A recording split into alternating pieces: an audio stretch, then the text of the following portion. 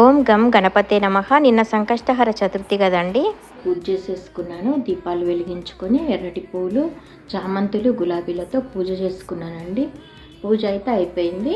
నేను ఇవాళ క్షిప్ర గణపతి పూజ కూడా చేసుకున్నాను. అది ఫుల్ వీడియో పెడతానండి, చూడండి. అది ఏదైనా తీరని కోరికుంటే ఎంబడే తీరాలి అని అనుకున్నప్పుడు క్షిప్ర గణపతి పూజ సంకష్టహర చతుర్థి రోజు పూజ చేసుకోవాలండి. అది నేను అది పూర్తి వీడియోనైతే పెడతాను మన ఛానల్లో, ఒకసారి చూడండి. ఇదిగోండి, ఇట్లా క్షిప్ర గణపతి పూజ అంటారు. మనం ఆవు పేడతో కానీ పసుపుతో కానీ ముద్ద చేసుకొని గణపతిని ఆవాహయం చేసుకున్న తర్వాత ఇట్లా 5 దీపాలు వెలిగించి ఎర్రటి పూలతో ఎర్రటి అక్షంతలతో పూజ చేసుకోవాలండి. పూజ తర్వాత కొబ్బరికాయ కొట్టి పండ్లు కానీ బెల్లం కానీ నైవేద్యం పెట్టాలి. ఒక మంత్రం ఉంటుందండి, ఆ మంత్రం నేను ఫుల్ వీడియోలో పెట్టాను, చూడండి. క్షిప్ర గణపతి పూజ.